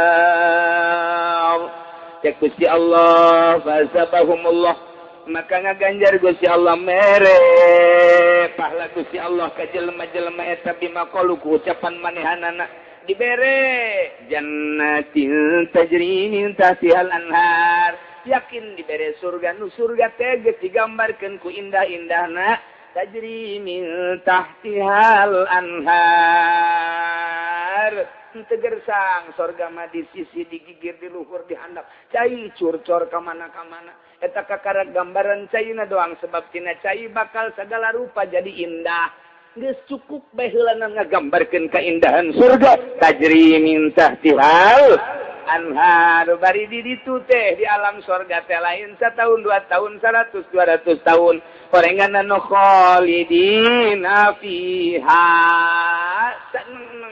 di surga nawazalika eta surga teh jazaul muhsinin babales saja lemah anu nyieun kahadian kabeh iman ka Allah iman ka Kangjeng Rasulullah iman ka kitab Al-Qur'anul Karim balik nyana ka negeri Najasyi disampaikeunlah surat Yasin jeung berbagai pesan ti Kangjeng Nabi balik mantap bae Raja Najasyi maca 2 kalimat syahadat deui ngageleger di nagarana terketahui oleh seluruh negara asyhadu an la ilaha illallah wa asyhadu anna muhammadar rasulullah kacau walau negara di mana-mana mendak begitu Raja Najasyi maut Kangjeng Nabi salat gaib di Madinah. Shalli ala mayyiti negus an-Najasyi al-gaib. Allahu akbar. Ayana salat gaib teh dimimitian ku Kangjeng Nabi nyolateun Raja Najasyi. Masya Allah. Kumaha jelema nu kalalafir? Walladzina kafaru ari jelema nu kalalafir mah nu nyekelan Taurat keukeuh nu nyekelan Injil keukeuh. Agamana terus-terusan Kristen bari tahrif Kristen nawat kazabu bi ayatina jeung ngabohongkeun ka kitab-kitab urang ka ayat-ayat urang ka ayat-ayat Allah ka ayat-ayat Allah anu agung yakni Al-Qur'anul Karim tah jelema nu kalafir kitu mah ulaika ashabul jahim Yahudi Nasrani Katolik Protestan nu ayeuna eta adalah ulah sahabat kadiana deui ulah mang deui ulah ika ashabul jahim bakal ngerebek dikulub dipanggang disate di neraka jahanam naudzubillah min zalik wa min zalik urang mah alhamdulillahirabbil alamin sakit urang dibere sehat alhamdulillahirabbil alamin dibere jag-jag dibere ngeunah dahar ngeunah nginum ala kadar kendaraan keur bogana alhamdulillah keur teu bogana urang bisa nyewa lah jadi dunia masa kedeung ieu tapi di akhirat tadi geus dijanjikeun ku Gusti Allah jannatin tajri min tahtihal anhar mudah-mudahan orang kabehan waya di dia khususnya umumna mukminin mukminat dunia mudah-mudahan dihampura dosa ku Gusti Allah Subhanahu wa taala ditegerkeun iman Islam mukminin mukminat sehingga henteu kagoyahkeun ku badai-badai naon bae nu datang sehingga urang kabehan disalametkeun di dunia wal akhirah bi barakati umil Quran al-Fatihah.